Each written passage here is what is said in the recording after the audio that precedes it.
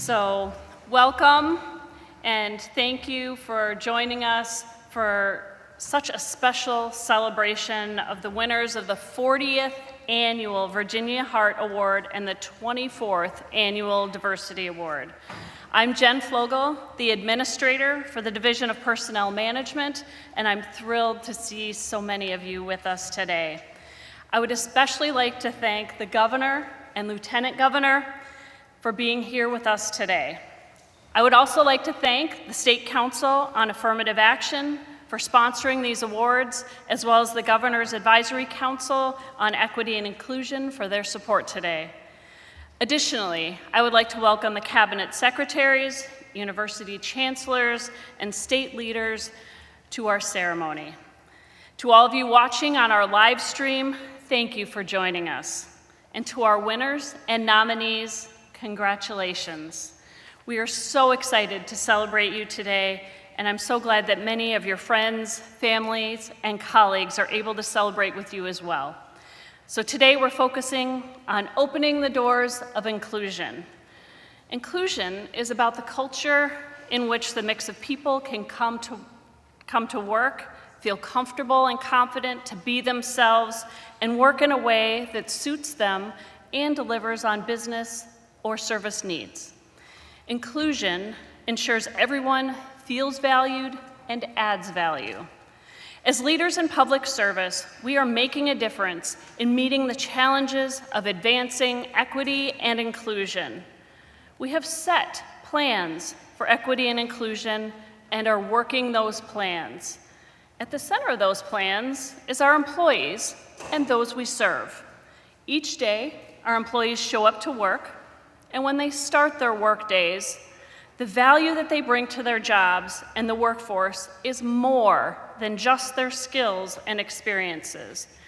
They also bring ideas of how to make things better, passions for how to better engage with their colleagues, and input on how our programs can make the biggest difference in the lives of those that we serve. It's on us to tap into all that our employees bring to the workforce. When we seek out and include the diverse voices that make our culture and our solutions more robust, we all win. When employees feel comfortable and confident to be themselves, they speak up and bring new ideas and ways of approaching challenges that help us improve. And they add the full value that they have the potential to deliver, and in turn, they feel valued. And those contributions ultimately make our organizations and the people they serve better.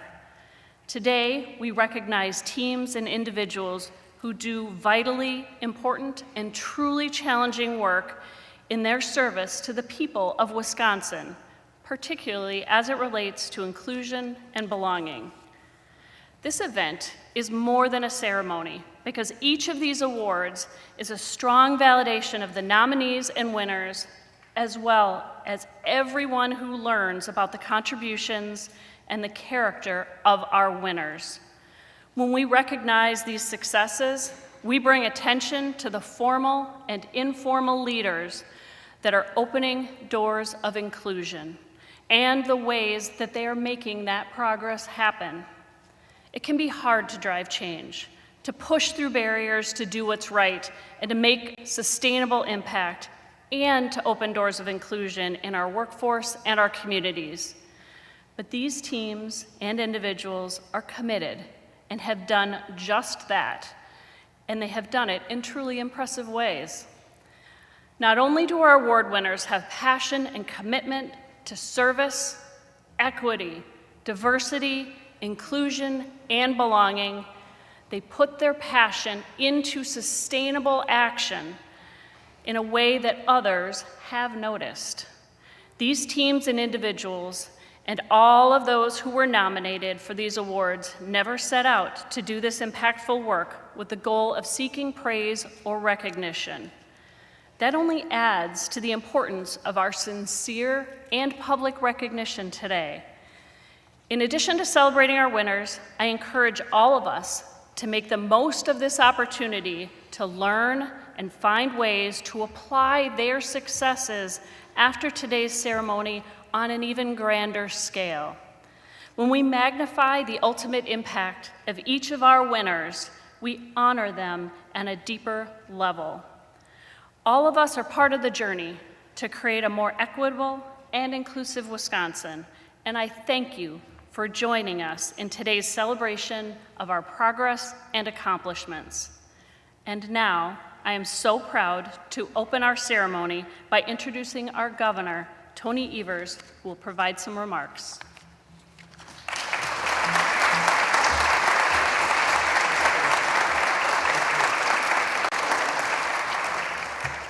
Well, thanks for that introduction, Jen, and good morning, everybody. It's a pleasure to have the opportunity to join you once again to celebrate the accomplishments of our fellow public servants on the advancement of diversity, equity, and inclusion in our state's workforce. I think it's significant and a bit ironic to be in this assembly room to acknowledge this year's event that comes after a rather troubling time in our state. These past few months, we've seen some of our state's most powerful leaders choose to play politics with vital resources to align themselves with radical political ideologies that oppose DEI. Just think about that. Who would have thought in this day and age we would have leaders withholding funding from our university system and its staff unless they do away with efforts to make our campuses more diverse, equitable, and inclusion. I was visiting UW Parkside last week, and I heard from a student who told me about all the ways she experiences racism and exclusion on campus, and how glad she is to be part of the work at the university to do the right thing and make it a more equitable and inclusive space for all. It's wrong-headed to exact political retribution on a group of people for simply recognizing and appreciating that our diversity and our differences make us stronger, not weaker. As state leaders, even in the face of these challenges, we must continue our work to build a more welcoming, just, and equitable state for all who call Wisconsin home. And we do it through a spirit of service. From efforts to ensure our higher education institutions are supportive of the unique needs and lived experiences of every student who walks through the door, to efforts to make sure that the workplace is a place where folks feel safe and supported as individuals. This event and this year's awardees are a great example of how committed we are to the people we serve. And to everybody being recognized today, I applaud all of you for framing and driving equity and inclusion at your respective institutions. We see the positive impact of your care and dedication to these efforts every day. Each of you should be deeply proud of what you contribute as leaders in our state. Programs like the Diversity Award and the Virginia Hart Award recognize the contributions of agencies, universities, and employees like all of you who dedicate themselves to fostering diversity and prioritizing equity to open the doors of inclusion. These awards spotlight programs and civil servants whose accomplishments and passions should be emulated throughout the state. And it is the volunteer work of councils like the State Council on Affirmative Action and the Advisory Council on Equity and Inclusion that helps support and recognize those efforts. Members of these councils are appointed to carry out the important mission of creating a more equitable, inclusive Wisconsin. And now, it's my pleasure to introduce Angela Nash, the newly elected chair of the Council on Affirmative Action. Angela was elected to this position earlier this month. We look forward to her leadership as she continues to move forward with the work of the council. Thank you so much. Appreciate it.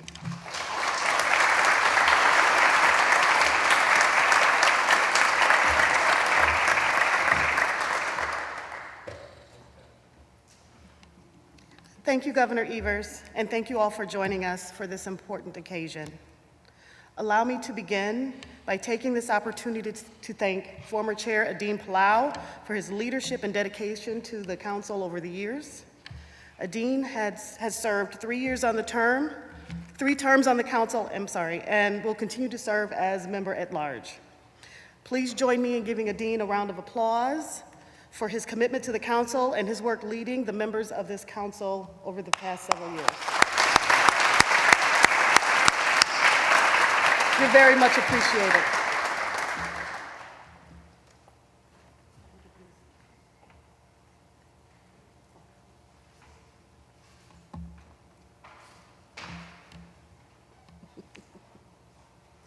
Thank you.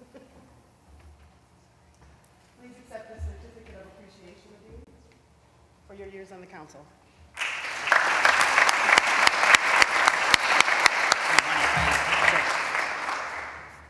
Thank you, Chair Angela, and thank you to my colleagues. You know, from the council has been a pleasure to serve and an honor to serve. I would like to say just one couple of words, and I will say a few words that inspire me. I would think of Frederick Douglass when he said that he prayed for freedom for 20 years, but he heard no answer until he prayed with his legs. And that movement, and that seeking of the freedom is what I see, you know, with the work that you do every day. So I want to thank you for the movement, for not being content with the paralysis, and for seeking the change that we needed. So again, it has been a pleasure to serve in the council. Now we have, you know, our new chair, wishing the council the best, you know, with your leadership, and thank you. Thank you, Mr. Governor, for all the support, and wishing you all the best. Please inspire others. That's what I would like to ask you. Now that you have achieved that movement, the future will depend on how we continue to inspire others and bring them to the work that we're doing. Thank you.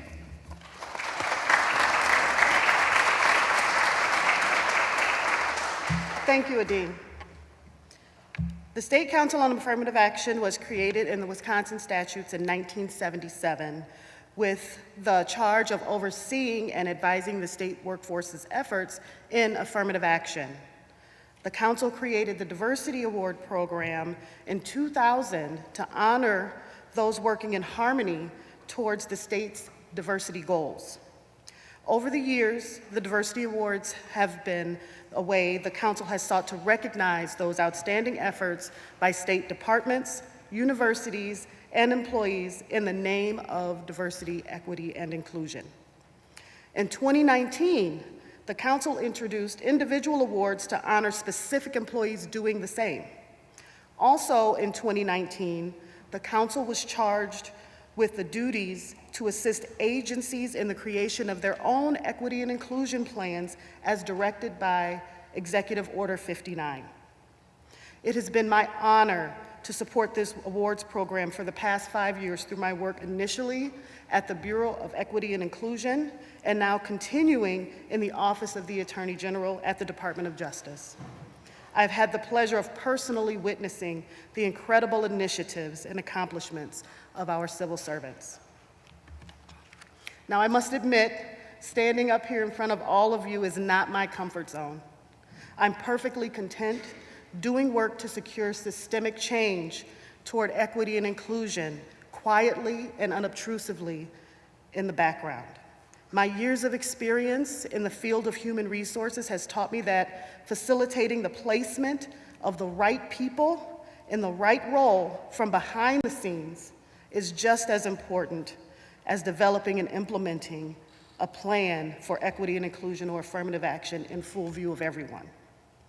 I understand that when affirmative, intentional approaches are taken to outreach, recruitment, selection, and retention to ensure that the table is set with diversity of thought, experiences, and perspectives, leads to innovation. It leads to change, and it leads to growth. And that is the work that is often unseen. As a person who's committed to and passionate about equity and inclusion work, I'm always asking myself the core question, what more can I do to bring diversity to the table? And as the new chair, I plan to steer our council discussions toward the same question, working in concert with DPM and other state agencies. I'm excited at the opportunity to be a part of something that has the potential to positively impact not only the state's workforce, but Wisconsinites in every corner of this state. Now it is my honor to introduce the keynote speaker for today's award celebrations. Joining us today is Dr. Mazie Herr, Chief Executive Officer of the Hmong Wisconsin Chamber of Commerce. Prior to her current role, Dr. Herr was an associate professor of education at UW-Stevens Point for nearly 10 years. Before that time, she was an elementary teacher in the Indianapolis Public Schools.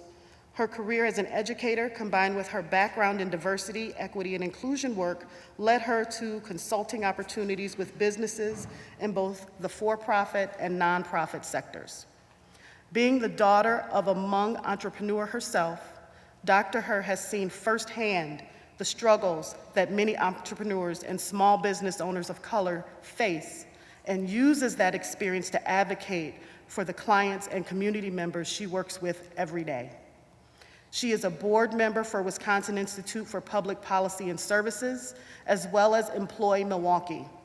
She served as co-chair of the Toward One Wisconsin Conference this past year, and as an advisory board member for Forward 48, a program that is working to build diverse civic leaders.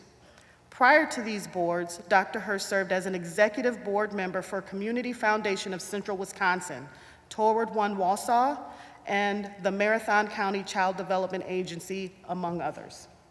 In 2020, Dr. Herr was recognized as BizTimes Media Notable Minority Executive and one of Madison 365's first 48 most influential Asian Americans in Wisconsin. She was nominated as Madison 365's a Madison 365 2021 Nonprofit Leader of the Year, and most recently named Titan Top 100 CEOs in Wisconsin for 2023. She was also recognized as CEO of the Year by Wisconsin Economic Development Corporation during its Marketplace Governors Awards luncheon in December of 2022. Of all of these roles, Dr. Herr of all the roles Dr. Herr gets to play, though, she is most proud of being mom to her 9-year-old son. Again, I want to thank you all for joining us today and celebrating these wonderful agency, university, and employee accomplishments. We are grateful for your support. And with that, I will pass it off to Dr. Herr.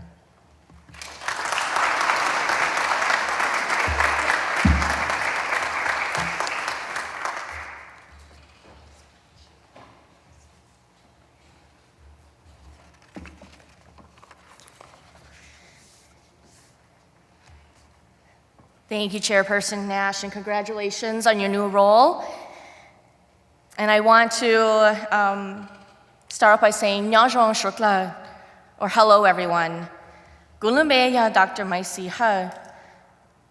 Gushon shahata me to tau kuto pu I jalu shukla nuno. My name is Dr. Mazie Herr. I'm happy and honored to be with all of you today, to provide a few words. Thank you so much for having me, Governor Evers, Lieutenant Governor Sarah Rodriguez, members of the SCAA Council, members of the Governor's Office and Cabinet, Secretary Blumenfeld. I am the eldest daughter of Hmong refugees who came to the United States in the mid-1970s. I was born in a refugee camp in Ban Vinai, Thailand during the Secret War, when Hmong were quietly recruited to fight as American allies during the Vietnam War. Life in the US was not easy for my parents when they first arrived in the States. My dad had attempted to go to college and was accepted to Kent State University in Ohio, only to leave because they did not have the language resources he needed to succeed. My parents knew limited English And it was a challenge to understand the new culture and they were surrounded, that they were surrounded by. They were constantly fighting to live what was perceived as the American dream. My dad became an entrepreneur. Our family owned one of the first Asian grocery stores in Wausau. He opened up a church, invested in a ginseng garden, and owned several duplexes in the area, all while working at the local manufacturing plant full-time. And yet, my father would say that he had a difficult time getting a loan for his businesses from a traditional bank earlier on. In his own words, he would say frustratingly, "They didn't take me seriously. They didn't think that my father could be successful in owning a business." He wasn't the only one, though. There seemed to be a pattern of folks of color experiencing something similar, questioning whether or not they were being treated fairly compared to others. If only there were institutions or organizations that would give them that chance that they needed. But wait, guess what? After some time, there were. Now, who would have thought, about 30 years later, I have the honor of leading an organization, Hmong Wisconsin Chamber of Commerce, that uses culturally adaptive approaches to help individuals who have a difficult time obtaining business loans and other resources from traditional financial institutions to start and grow their business. We now have built wonderful, strong partnerships with traditional financial institutions who see how we can work together to grow our economy and specifically our small businesses through diverse communities. HWCC helps by sitting beside our clients, talking them through their business ideas, providing financial projections, connecting them to others in our network, and the possibility of taking out a loan and successfully managing them. Our hope is that they can graduate from our loan programs and with more strategies in hand, it can go on to traditional banks to be eligible for resources they may not have had access to before. We're helping to level out the playing field for those who need that extra support to become successful in their business. And in case anyone is wondering, our default rate is quite low. I say that as in great part to the relationships that we have built, taking time to work with our clients, meeting them where they are at, believing in them, that with the appropriate level of support, just about anyone can succeed. It's critical for us to understand that no two of us should be required to be exactly the same, or to succeed in the same way, or to follow the same path. No matter what departments we work in or type of service we provide, it's essential that we all are using equitable practices to ensure that all Wisconsin citizens can succeed. What does that mean? It means providing Jean the culturally relevant tools she needs to do her work well, while providing Ming a little bit more time to complete a task due to physical or language barriers so that there may be fairness compared to others. That's not unfairness, that's justice. I remember in high school clearly noticing the differences between those who had opportunities outside of school that helped them inside of school versus those who did not. It was as if there was a secret some of us just did not know or understand, no matter how hard we sought it. It would not be until I got to college at UW-Whitewater where I would learn about these different opportunities that would increase one's chances of having a positive trajectory and overall life success. I stand here as a product of individuals who believed in equity for all. Equity for all. And as I did my research about today's event and its history, I was proud and yet not surprised at all to learn that one of these people who have had a profound impact on my life was the late beloved Dr. Roger Pulliam, former SCAA council member and awardee of the Lifetime Service Award. Dr. Pulliam taught me that equity starts with noticing who else in our midst needs to be seen. He saw me. He was intentional. He taught me that equity starts with being intentional, but offering a hand to those who would otherwise not be seen or helped. Dr. Pulliam saw me and those that looked like me when others did not. He opened the same doors for me as a student that he opened for others like him. Side note, I have learned over the years that not everyone is like Dr. Pulliam. He was a humble, wise teacher, most certainly a rare gem that served as a role model for many, including myself. There's a lot that I took away from my time having him as a mentor. One of them being that if we are to serve those like ourselves, it's critical to also lend a hand to others who may not look like us. We only win when we also bring others with us.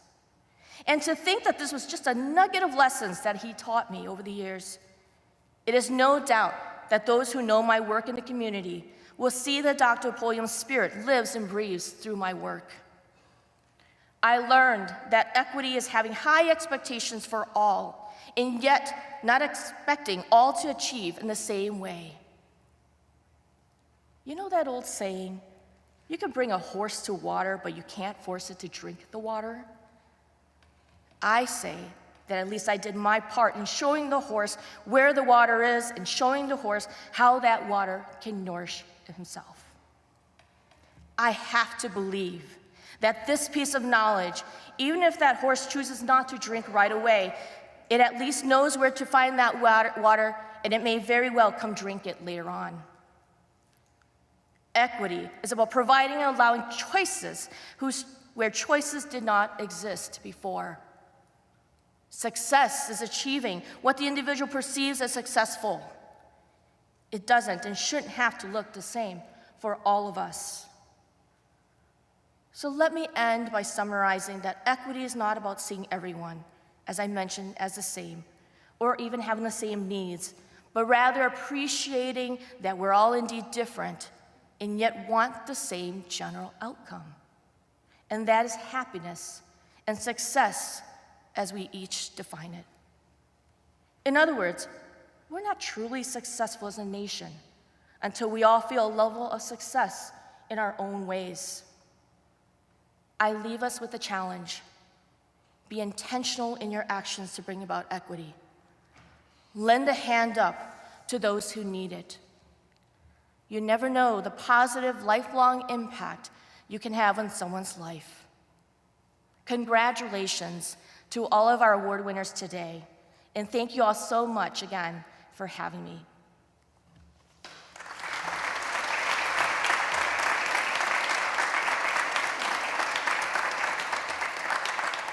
Just a few more words. I'm grateful that while there are still many strides to be made in terms of equity for women in the workplace, women are increasingly embracing all dimensions of who they are and what they have to offer at work, in the family, and in the community. The Virginia Hart Recognition Award celebrates women who have given so much to the organizations and lives that they have touched. Please welcome the Department of Administration Secretary, Kathy Blumenfeld, who will present the winner of the Virginia Hart Recognition Award.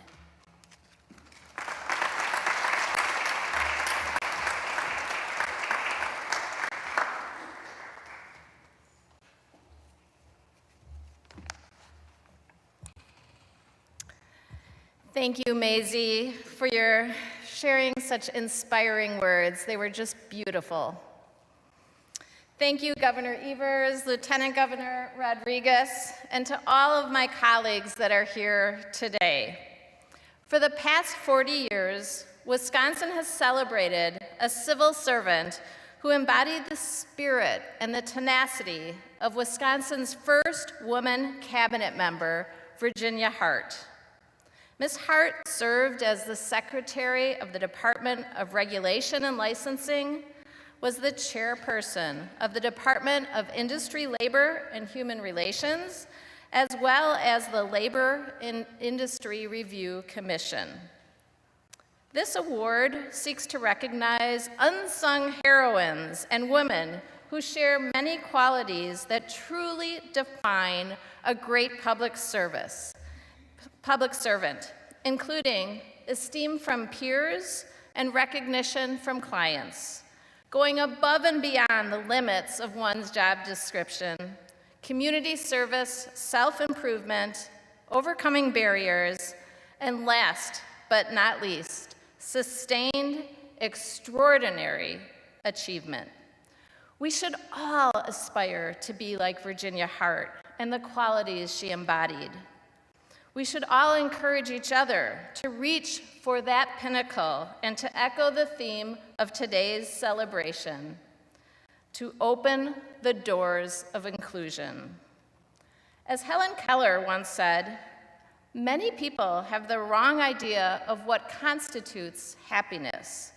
It is not attained through self-gratification, but through fidelity to a worthy purpose. I think we can all agree there's no more worthy purpose than public service. Please join me and the selection committee as we proudly announce the winner of this year's Virginia Hart Special Recognition Award, Sherilyn Stack of the Department of Natural Resources.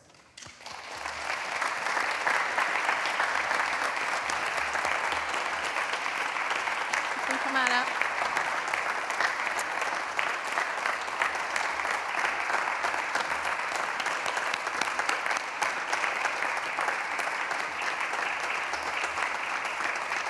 Sherilyn, or Sherry, as she's known around the office, is the Air Management Business Support and IT Section Chief of the Division of Environmental Management. With more than 30 years of service to the people of Wisconsin, Sherry has committed her career to improving the lives of Wisconsinites. She brings passion to her job and acts with integrity to help people grow and achieve meaningful outcomes for better air quality. Sherry's ability to build trust and establish relationships has led to the successful implementation of multiple air quality grants and partnerships intended to advance air quality improvements across the state. Most recently, Sherry's work behind the scenes led the state of Wisconsin to being awarded $500,000 in a competitive grant funded by the EPA to advance community air monitoring programs with the goal of mitigating disproportionate impacts of air pollution. Sherry has demonstrated a remarkable sense of responsibility and initiative in her role. She's consistently gone above and beyond expectations of her job, taking on extra tasks and extra projects to benefit the state of Wisconsin and her colleagues. She is also known for leadership and creativity in solving problems and improving processes that help her staff accomplish their goals while providing a better customer experience, often without even being asked to do so. For example, Sherry was a key member of a team that helped redesign and automate the Air Management Program's public-facing permitting database, making it easier for members of the public to get information and get it quickly. Sherry supports her community through her work and on a more personal level too, whether helping with elderly friends, trips to the grocery store, a dinner out. She gives herself to her neighbors and shares a kind word wherever she goes. And we have just scratched the surface on the overall impact she has made over nearly 3 decades of dedication to Wisconsin citizens. We are truly honored to celebrate you today, Sherry. And now I'd like to invite you and Gail Good, up to the podium to share a few words. And on behalf of the governor, lieutenant governor, and everyone here today, we'd like to present you with this award. Congratulations, Sherry.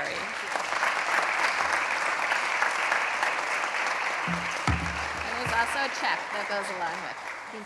Thank you. Gail, would you like to say a few words? Or Sherry? Okay, very good. Thank you, Governor Evers and Lieutenant Governor Rodriguez and Secretary Blumenfeld for this award and for promoting diversity in the workplace and women in government. Your support of these broad ideals has such a pervasive and positive effect on this state's employees and their opportunities. I am truly honored and humbled to receive the Virginia Hart Award, and sincerely thank my family, friends, and colleagues who have provided me with ongoing support and encouragement. I've been extraordinarily fortunate to spend my 32-year career serving the people of Wisconsin by working within the DNR AIR program, an idea and area I feel extremely passionate about. I've been very lucky to be surrounded by talented people across the DNR and state agencies. I share this award with the many fervent, creative, and hardworking coworkers with whom I've worked side by side to find solutions to complex problems and provide the DNR's customers with superior service. One of the most rewarding parts of my job has been mentoring other employees and seeing them grow and advance in their careers. I received such tremendous support when I began my state service and understand how important such mentorship can be to a long-term, rewarding career. I am so proud to have served the state of Wisconsin and the DNR for over 3 decades, and being nominated for and winning this award in acknowledgement of that service is like a dream. I thank you all again.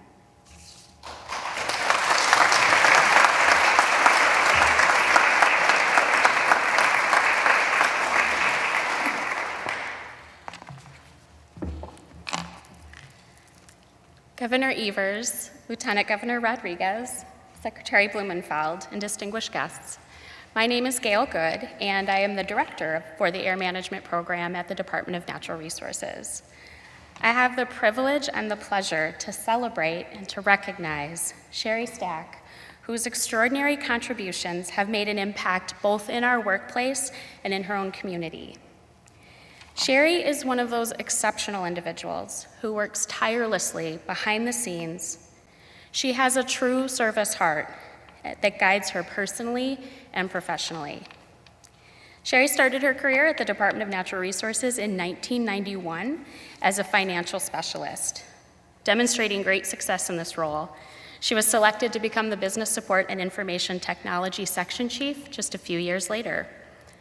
In her role as Section Chief, Sherry has become a go-to for the Air Management Program, the Environmental Management Division, and the agency.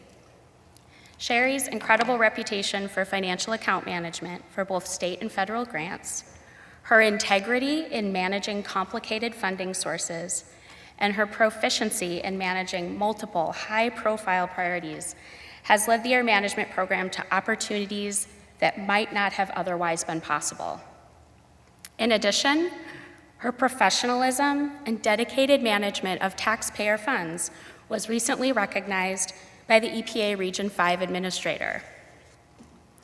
Sherry is an empathetic leader and a supportive manager who strives for excellence and continuous improvement.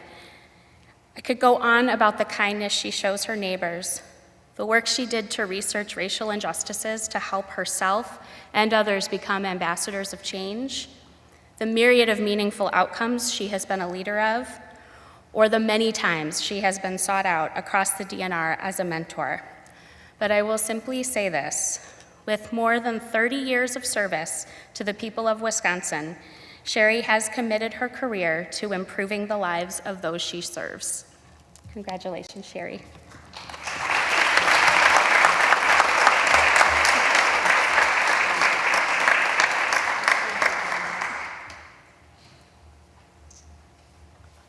Congratulations again, Sherry. And now, please welcome Jennifer Cole, the Executive Director of the Wisconsin Women's Council. The Women's Council is celebrating their 40th year anniversary this year and are making incredible strides in empowering women in every area of life. So welcome, Jen.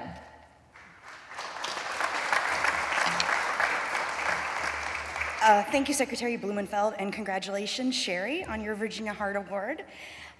This longstanding award is so important to recognize women leaders in state service. And in just a moment, I have the privilege of sharing the names of the women who are receiving honorable mentions as part of the Virginia Hart Award. But first, I very much appreciate the recognition of the Wisconsin Women's Council 40th anniversary here this year at this year's Diversity Awards. It is an honor to share a few words about this milestone in our state's work to promote women's initiatives and advance gender equity, and especially as it is also the 40th year of the Virginia Hart Special Recognition Award, which the Wisconsin Women's Council and our members have played a role in over the years, ensuring we recognize the unique contributions that women make in state government. At the urging of champions for women's equality like Kay Clarenbach, Ada Deer, and Roberta Gassman, in 1983, the late Governor Tony Earl established the Women's Council as the state's statutory commission on the status of women and girls. It is our mission to enhance the ability of all Wisconsin women to participate fully and equally in all aspects of life. So, for the past 40 years, the 15-member bipartisan council has worked to promote initiatives that empower women, serve as a clearinghouse for information on the status of women in the state, conduct independent research, and promote unique partnerships to further women's economic and social equality. We are thrilled to be celebrating 40 years of this work, but also focus on the need to continue advancing gender equity. The work of the council is now possibly more important than ever to lift up efforts to make real strides in closing the gender wage gap, support women and families by working to expand access to childcare and other caregiving supports, improve maternal and infant mortality outcomes, identify real solutions to solve the endemic of missing and murdered Indigenous women, and engage in large-scale statewide research to understand how women are really faring in our state by identifying the unique and modern inequalities and barriers they experience so that we can create policy solutions and initiatives that foster community in which gender is no longer the basis of either privilege or denial of opportunity, as Governor Earl said when signing the Women's Council into law 40 years ago. So thank you for including the Wisconsin Women's Council in this year's awards ceremony and lifting up the role we play in the state of Wisconsin's focus on diversity, equity, and inclusion. In celebrating 40 years, we honor the generations of women whose shoulders we stand on.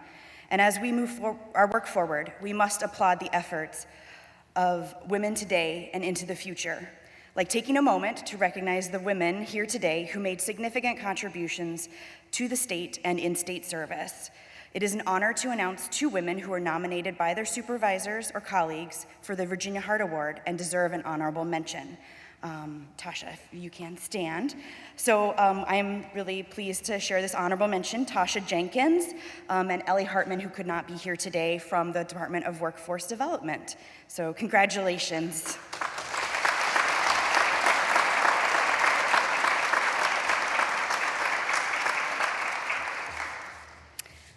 Thank you for all you do for the state of Wisconsin.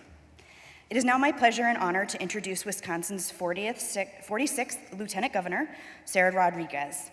Lieutenant Governor Rodriguez is a working mom, wife, proud Wisconsinite, and serves as the governor's designee on the Women's Council.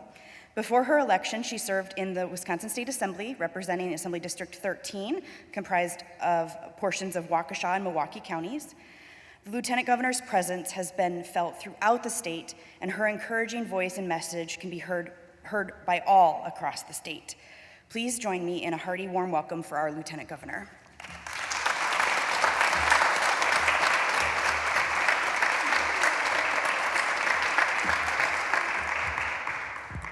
I like that they have a box here for me so you can actually see all of you. But thank you, Jen, and congratulations again, Sherry and Tasha, who's here today, and of course, Ellie, who couldn't be here for the honorable mention. You know, today's theme is about opening doors to inclusion, and women have not only opened doors, sometimes we've had to kick them open and then guard them to make sure that others can pass through. Women, and I would say particularly women of color, have long been role models in challenging the status quo and creating pathways and opportunities for others, holding all of us up. I stand on the shoulders of all of the women who came before me, and I hope my daughter can stand on the shoulders of all of us. This room is full of such leaders and positive agents for change. And as leaders, we must work to put forward our shared visions for a more just, equitable, and inclusive future. Because strides for the advancement of equity starts with the footsteps of individuals. And you all, as individual leaders and influential leaders, are who we recognize in our institutions as mentors, as advocates, as magnetic pioneers who inspire us to join their work in creating a more inclusive, diverse workplace, culture, and community that welcomes and empowers us all. The Virginia Hart and Diversity Awards are just a few of the ways that we are honoring your individual contributions to the state this morning. You who are being honored today under the individual award categories of the Diversity Award are not only leaders in your field, but you are leaders to the people that you work with every day. You have found passion in your careers and purpose, and providing equitable service, creating inclusive spaces, and elevating diverse communities. As we recognize the individuals in the following presentations for outstanding leadership and lifetime of service, reflect on the courage that it takes to open doors for yourself and others. Now, at this time, it is my honor to introduce the Vice Chair of the State Council of Affirmative Action, Corinda Rainey Moore, who will present the award under the Diversity Award category of Outstanding Leadership. Corinda, take it away.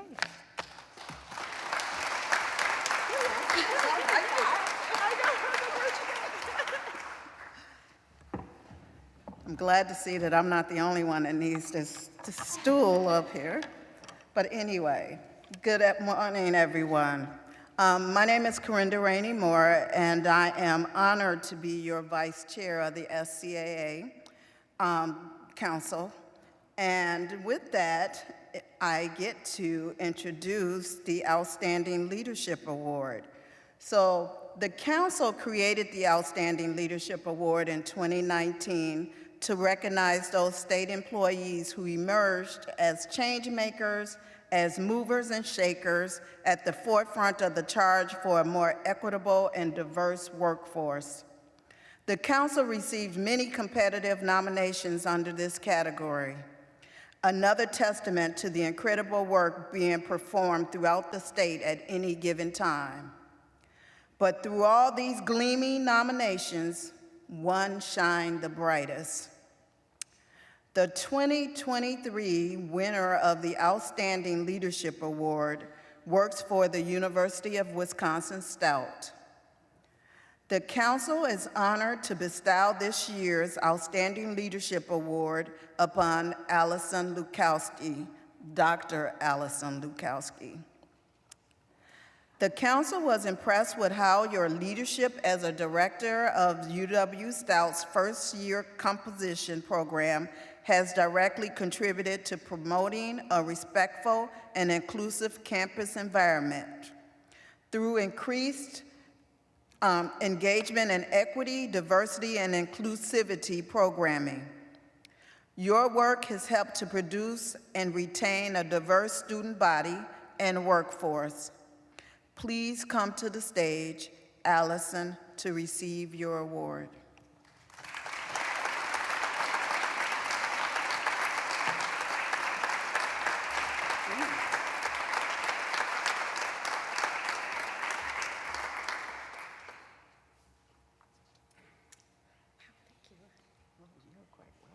Thank you so much. Thank you.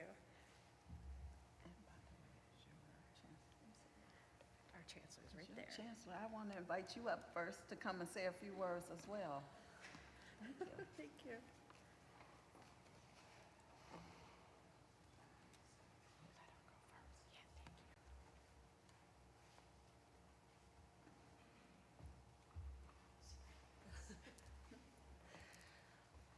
Well, I will be very short because I'm not the person who should be speaking. Allison is the person who should be speaking. We at UW Stout are just extremely proud of the work that our people do. This work is important. It's difficult. It takes time. It takes patience. And people like Allison are doing it every day. And they're doing it in the classroom on behalf of the most important constituents of everything we do at a university, and those are our students. So each day, our faculty and staff, like Allison, are making our campus a more inclusive environment for all of our students and our employees. So thank you for this recognition, but most importantly, thank you to Dr. Allison Lukowski for her outstanding work. Thank you.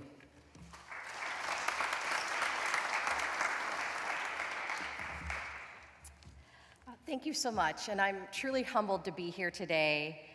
But I don't feel that the work I do is particularly extraordinary or award-winning. Maybe it's my working class upbringing, and I come from a long line of lumberjacks, and as my grandpa used to say, nobody gets the logs off the landing unless we do it ourselves. Accepting this award comes from my work of all of our work of uplifting others, of supporting those in need, and of providing spaces for those who are marginalized historically. It's not necessarily difficult, but it takes work, it takes dedication. And when I look at the other award winners at UW Stout, I know I'm not alone in this work. It's when we all come together, we make change. I thought your remarks were really helpful in that. As a leader, I see a lot of my day-to-day work is doing small moves. It's meeting with a new faculty member to talk about a way to make their classroom more inclusive. It's chatting with an experienced instructor about a new innovative way they can make their classroom discussions more inclusive. And it's about listening to a student, always the students, about the challenges they face in their lives. I'm a Head Start kid. I'm a Pell recipient. I'm the first person in my family to go to college, to graduate from college, and to get a graduate degree. I accept this award on behalf of all of the students who have doubts about whether they belong. Yes, you belong. Yes, you can do it. And yes, someday, you may also meet the governor too. Thank you.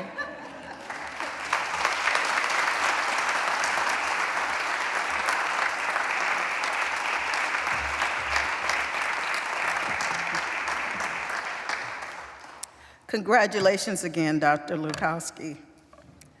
And now I would like to welcome Shiva Badar and Yiling Zion, SCAA members to the stage to announce the winner of the Lifetime of Service Award. Shiva.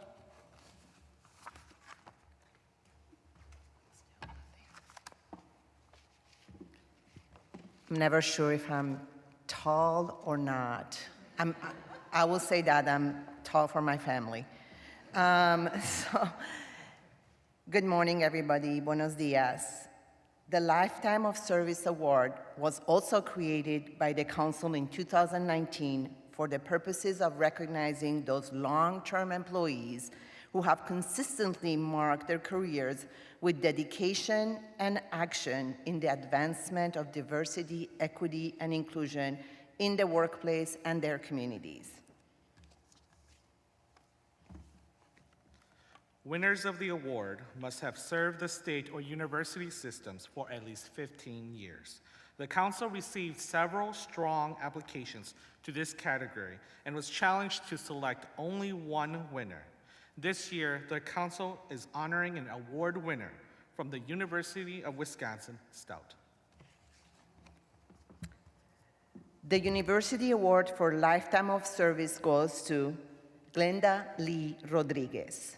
Glenda Lee has worked 18 years at the University of Wisconsin-Stout and currently serves as the Provost and Vice Chancellor of Academic Affairs. Since her early days on campus, Glenda Lee has been active as a champion for diversity, equity, and inclusion, joining the Minority Faculty and Staff Network and working with students to reestablish the University of Wisconsin-Stout chapter of Latinos Unidos. Glenda Lee led by example as the only female faculty in the construction program introducing Hispanic and Latino students to the construction industry. Over the years, her commitment to the importance of being civic-minded is part of her teaching philosophy. Most recently, Glenda Lee co-led a heritage-based international study abroad experience to Costa Rica that focused on the importance of intercultural competence and the workforce. With multiple efforts underway to recruit and retain students from traditionally underrepresented backgrounds, Glenda Lee is creating pathways for students to be included, opening doors that were closed. Please join us in welcoming this year's Lifetime of Service winner, Glenda Lee Rodriguez, to the stage. Thank you.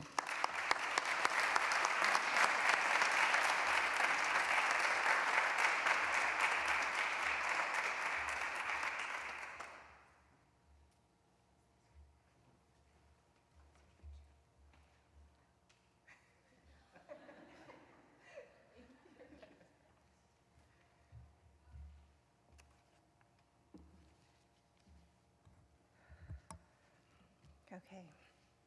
I'd like to start by thanking everyone that made this award possible. I didn't realize I was going to get emotional, sorry.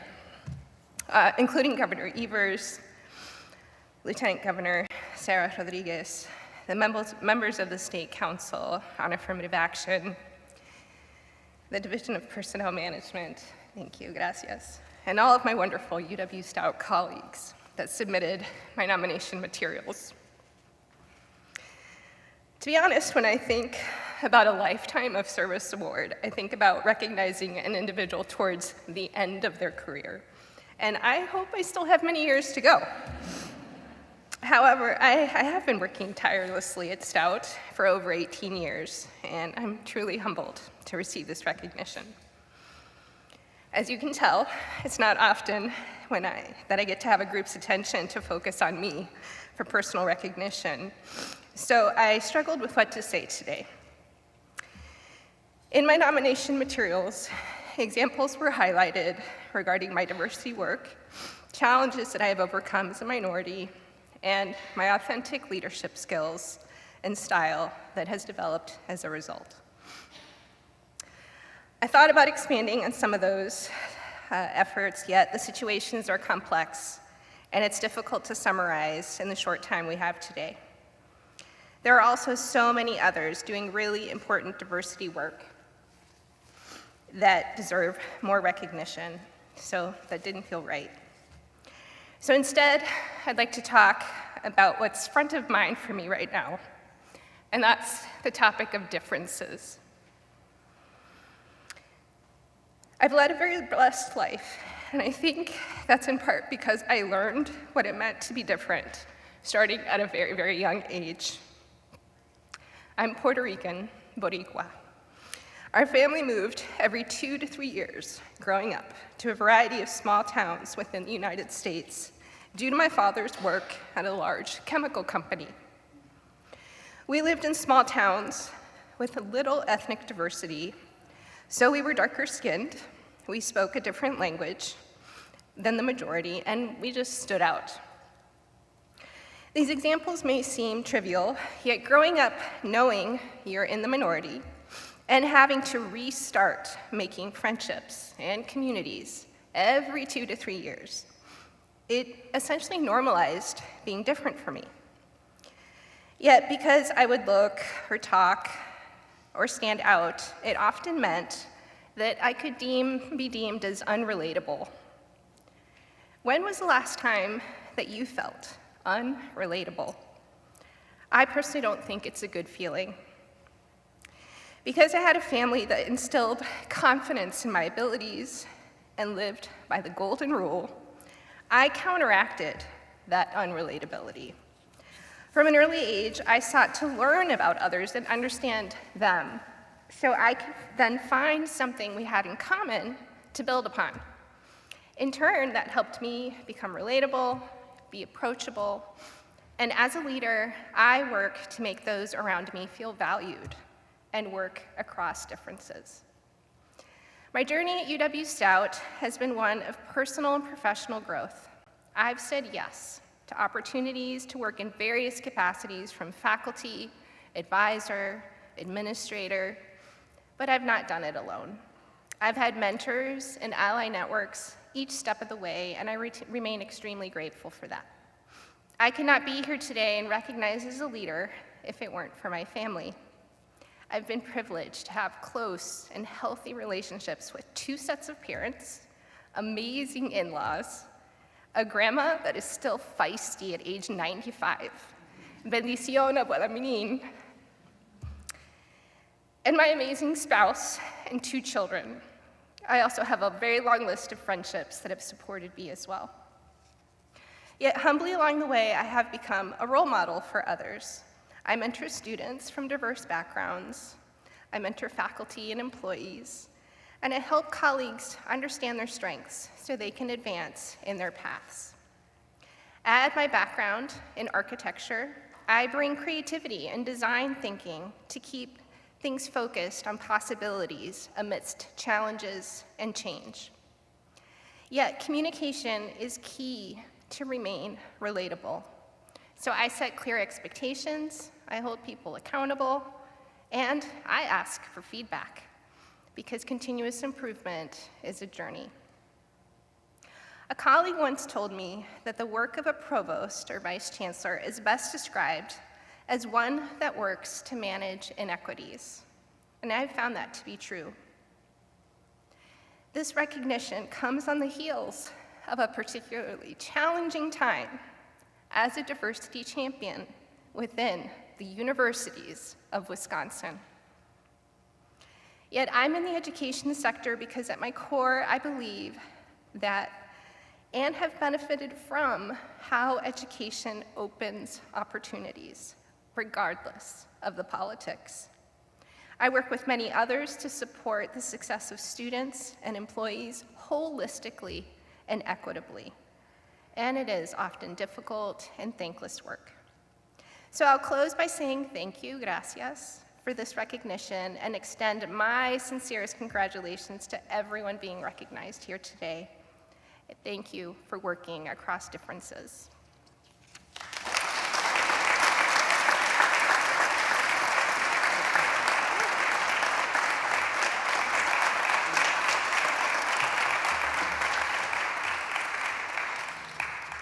Thank you.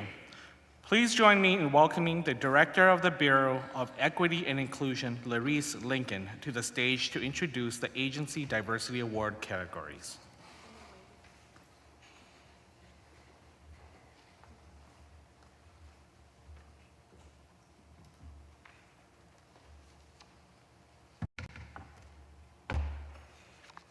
Thank you, Shiva and Yi, and congratulations again to Cheryl Lynn, Allison, and Glenda Lee on your awards. I'd like to take a moment and recognize one of our council members who will be leaving us. Shiva, will you please come up? I'd like to give you a little recognition. This is her last day with us, and she has been an absolutely wonderful member-at-large council member for the State Council on Affirmative Action. And I just want to let you know how much we appreciate having had you as a member. Thank you. Thank you so much for your service.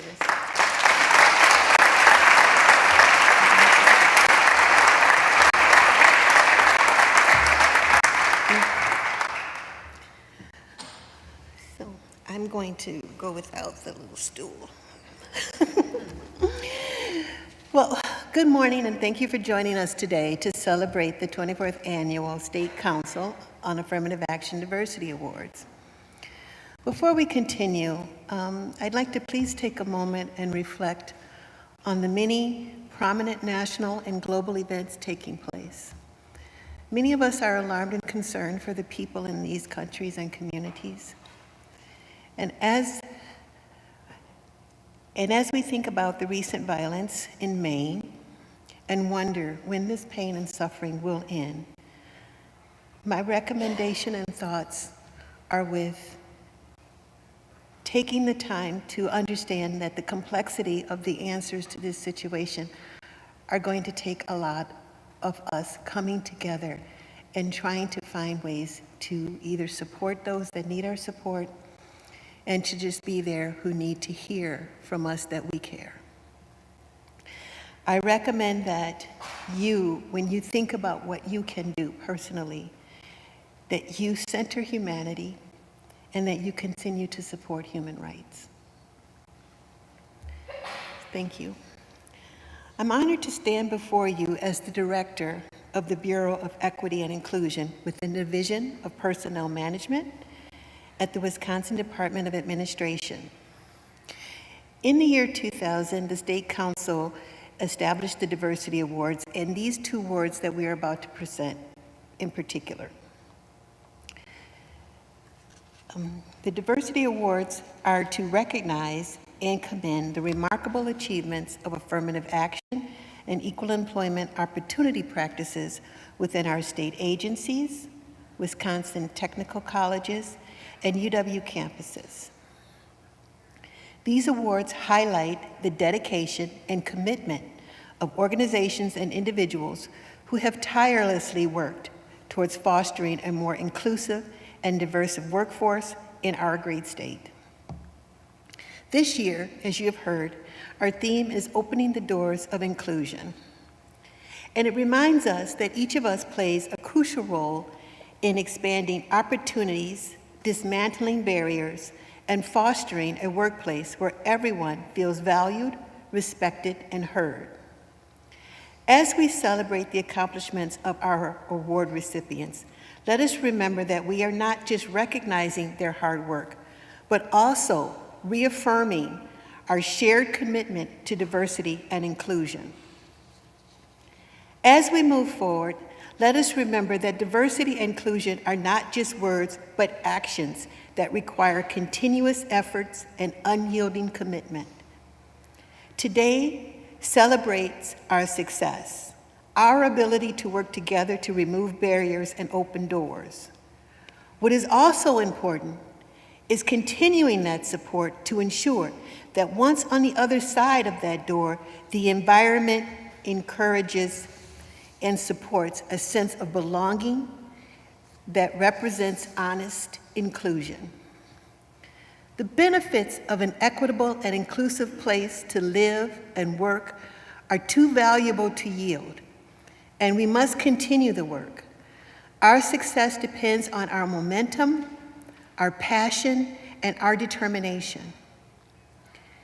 This year's Diversity Award goes to an agency that demonstrated a commitment to create a more supportive, respectful, and healthy workplace.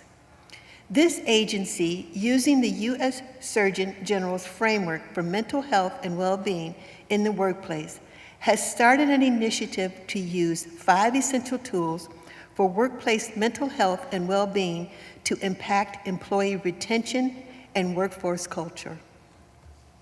Please join me in congratulating the Wisconsin Office of the Commissioner of Insurance, the 2023 Diversity Award winners for their Workplace Well-Being Initiative.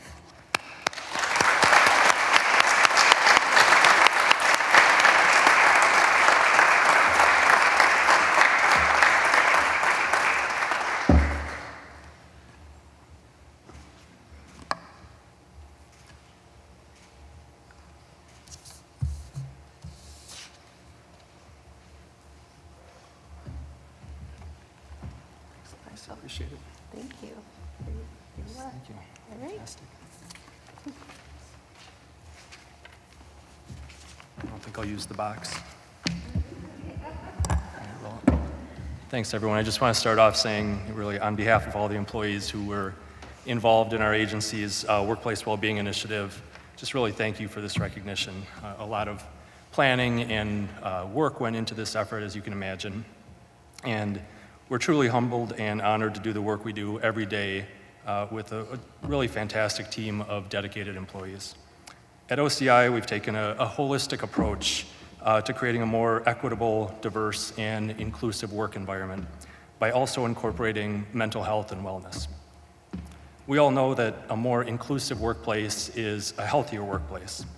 And a healthier workplace is a space where all employees feel supported and included. OCI's Workplace Well-Being Initiative was focused on addressing some of the issues that we've really all been dealing with the last few years. Things like work-life balance, isolation related to the pandemic, and employee interconnectedness. And I think one thing that we've all become aware of, especially as we're adjusting to the post-pandemic, new workplace normal, whatever that looks like, we're becoming aware of the importance of connecting with coworkers and creating a sense of community in the workplace, in the agency where you work or the organization where you work. And developing those connections was really an important part of the Workplace Well-Being Initiative. We really tried to provide employees with an opportunity to connect with coworkers across the agency, people who they don't always interact with in the work they do or don't see because they're in different days of the week due to their hybrid work schedule, senior employees connecting with more junior employees, really trying to reestablish that connectivity across the agency and really rebuild kind of the agency culture in the post-pandemic New World Order. The other part of it is really helping employees on an individual level connect with themselves and really learn how to effectively manage their mental health and their stress. And some of the follow-up feedback we heard included one employee who said, quote, "I liked having the chance to connect with coworkers outside of my division. I met new people and connected with others on a deeper level." Another employee shared that they, quote, "liked the promotion of classes that could help advance our careers, especially within civil service." And another shared that this effort, quote, "got my mind engaged in something other than work and gave some helpful tools to be intentional about de-stressing and relaxing." So we felt good about the progress we made in terms of starting to build that agency culture again, starting to bring people together and build those connections, helping people understand how to handle stress in the workplace, how to handle some of the things that we coped with pre-pandemic, but feel like in a lot of ways it's been it just feels heightened now. And so we feel encouraged by the work we've done. There's definitely more to do, but I think this initiative was an important step forward and something that we can build on going forward. And one of the people who was really instrumental in the success of our Workplace Wellbeing Initiative was Christina Toll. Christina is OCI's Director of Administrative Services, and I'm going to turn it over to her to say a few more words about kind of the details of the initiative and introduce everyone else who's up here on stage with us. So, Christina?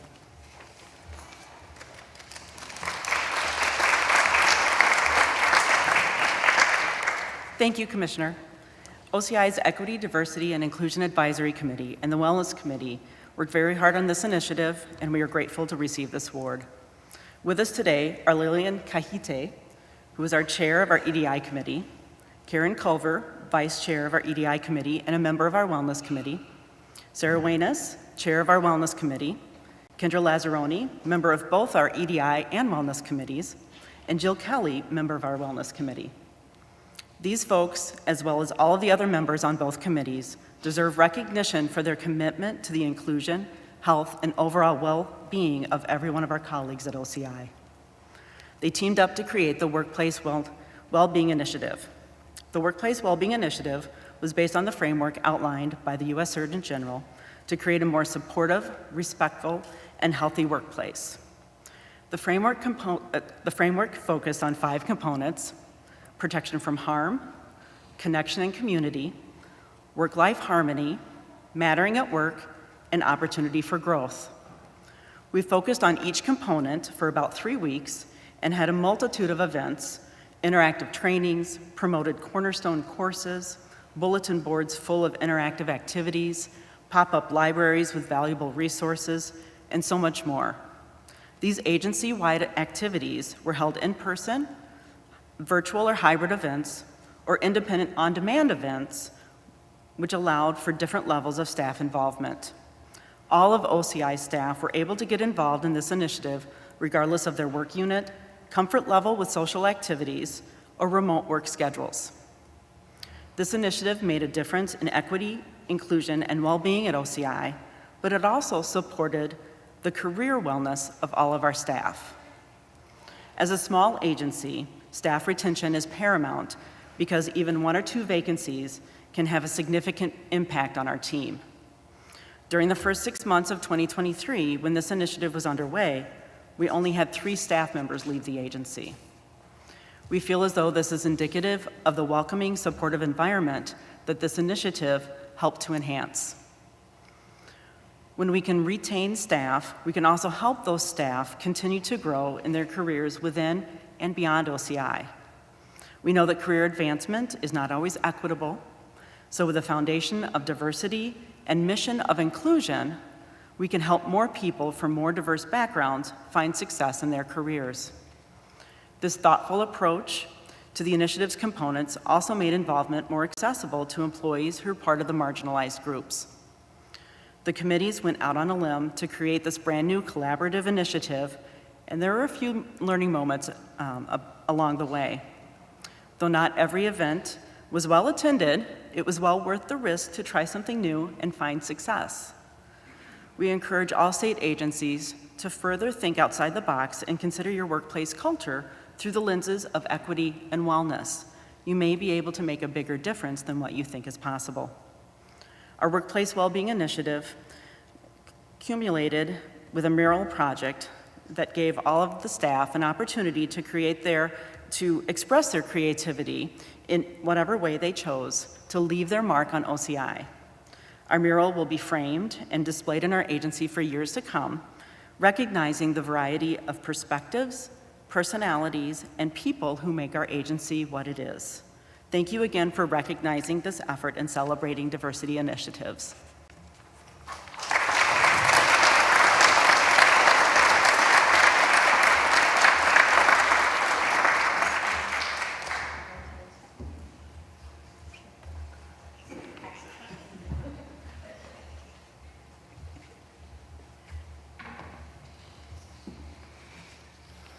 Congratulations again. Please welcome SCAA member Elaine Cadrillas, who will present the Ann Lydecker Program Achievement Award.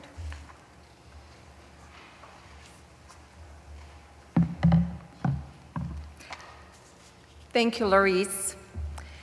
My name is Elaine Cadrillas.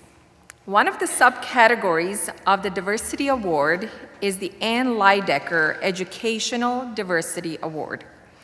This award recognizes programs and efforts that demonstrate strong commitment, initiative, or innovation to address diversity issues within state employment and higher education. This year, the Council has named the University of Wisconsin Stout as the winner of the Ann Lydecker Educational Diversity Award for its innovative and inclusive Fostering Success program. Please join me in welcoming Angie Rupi and Chancellor Catherine Frank to the stage to accept their award.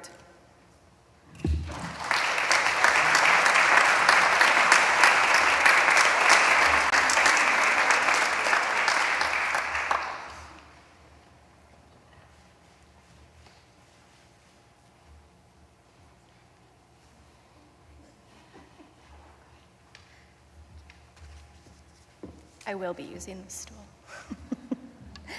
Thank you. I am profoundly grateful to accept this award today on behalf of the Fostering Success program at UW Stout. I want to express my deepest gratitude to the State Council for this honor and to all who have offered their unwavering support and guidance to the program. This recognition is a tribute to the dedicated individuals who have been instrumental in launching and sustaining the Fostering Success program, including those who were part of the grassroots effort over a decade ago, the continued support of Stout administration and collaborating offices, our dedicated advisory board and community members, our donors, and the Fostering Success students. Fostering Success emerged as a groundbreaking initiative within the UW system, born out of a simple yet profound question. How was the Stout campus meeting the needs of former foster youth entering college? This critical question stemmed from sobering national statistics that 40 to 50% of former foster youth become homeless within 18 months of leaving care. 60% live below the poverty line, and that although 80% of foster youth aspire to go to college, only 13% enroll, and less than 4% will complete any type of post-secondary degree. It was in 2013 that Stout took the initial step towards making a difference, with one-time funding support from the Department of Children and Families, local community and church groups, and private donors. The Fostering Success program at Stout was launched. And since that time, the program's student population has grown by an impressive 240%. And the Fostering Success program has proven its ability to improve student outcomes. With an average retention rate of 73% over all years of the program, 78% retention this last academic year, our students have an average cumulative GPA of 3.0.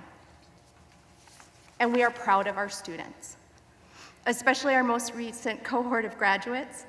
They've already embarked on successful careers in the state of Wisconsin in their various fields of early childhood education, business administration, human resources, computer networking, and security, as well as 2 of our graduates who are beginning their master's programs, one of which will remain at Stout in the clinical mental health program, while also working as a graduate assistant for Fostering Success, where they will support and mentor the next generation. Our mission is clear: to increase post-secondary enrollment and degree completion rates for those who have experienced out-of-home care, foster care, are orphans or wards of the court, or experiencing housing insecurity. Our comprehensive approach, through a collaboration with our TRIO Student Support Services Office, ensures that our students receive holistic academic mentorship, career planning, financial literacy, tutoring, and a summer program for high school students currently in the foster care system. We prepare students for the journey of higher education, addressing the multifaceted challenges they face along the way. The success of foster youth is not only a moral imperative for the benefit of the individual student, but also an economically wise investment for our state. We know that success in college reduces the likelihood of dependence on public assistance and helps break the cycle of generational poverty. Graduates not only contribute to the workforce, they pay taxes, and they may become homeowners. And this work is a partnership between our youth and the communities of Wisconsin. And we are acutely aware of the significant impact of higher education. According to the Jim Casey Youth Opportunities Initiative National Research, a foster youth who does not pursue higher education will consume upwards of $300,000 in state benefits over their adulthood. These are critical times in the lives of these youth. We advocate for and support these students not only at Stout, but across our great state, in an effort to break the cycle of poverty in one generation. Moreover, it's essential for the future workforce of our state. And with Stout's 99.4% job placement rate, we know we can capitalize on the potential of our students' future contributions. With less than 4% of former foster youth completing any type of post-secondary degree, the mission of Fostering Success to improve college access, retention, and graduation rates ensures that our state does not lose out on the invaluable human capital and potential, because we know that when supported, these youth thrive in higher education. Since 2013, Fostering Success at Stout has worked in collaboration with campuses across the UW and technical college systems to expand programming statewide. What began as a unique initiative at Stout has now become a model replicated across the universities of Wisconsin, with the program now present on 9 UW campuses. I am deeply grateful to accept this award on behalf of Stout, but I am even more grateful for the positive impact we're making together. Thank you for your recognition, your support, and your commitment to a brighter future for the youth of Wisconsin.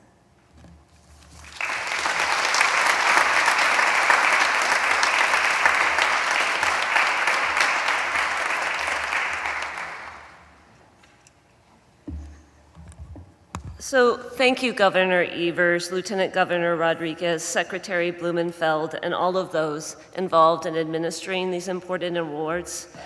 UW Stout is appreciative, very appreciative of this recognition of the outstanding work of our faculty and staff in support of student success and institutional excellence. And I could not be prouder of those who are recognized today. It is because of their tireless efforts on behalf of our university and our students that we are able to meet our mission as Wisconsin's Polytechnic University and support the workforce needs of our state.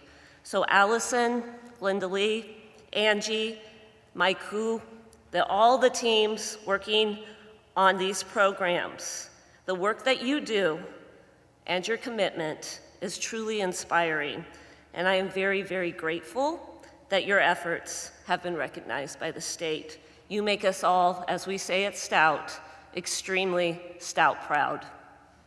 Thank you again for recognizing the important work that happens across the state and at Stout in support of equity, diversity, and inclusion.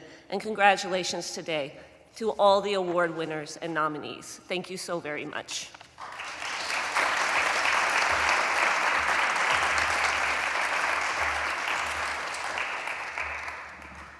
Congratulations again, UW Stout. And now, please welcome Jen Fogel back to the podium to deliver our closing remarks.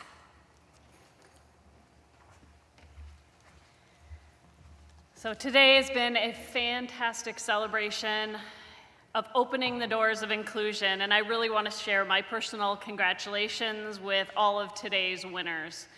You are role models for your colleagues, for all of us who are here in person and online, and for everyone across our great state by demonstrating tangible progress and improvement in our work to improve equity and inclusion in all of our workplaces and our communities. Thank you again to the Governor, Lieutenant Governor, Dr. Herr, Secretary Blumenfeld, the Bureau of Equity and Inclusion, the State Council on Affirmative Action, and all of our presenters for making today's event so special. So before we conclude today's award celebration, I just have a few quick announcements. We invite everyone to our reception in the parlor behind all of us for snacks. Our award winners should have a schedule for how we'll be doing photographs with the governor up by the podium here. So if everyone who is not in the photographs, please make your way at this time to the reception area for snacks. And with those logistics behind us, the 2023 Diversity Awards are concluded. And thank you again, and have a wonderful day, everyone.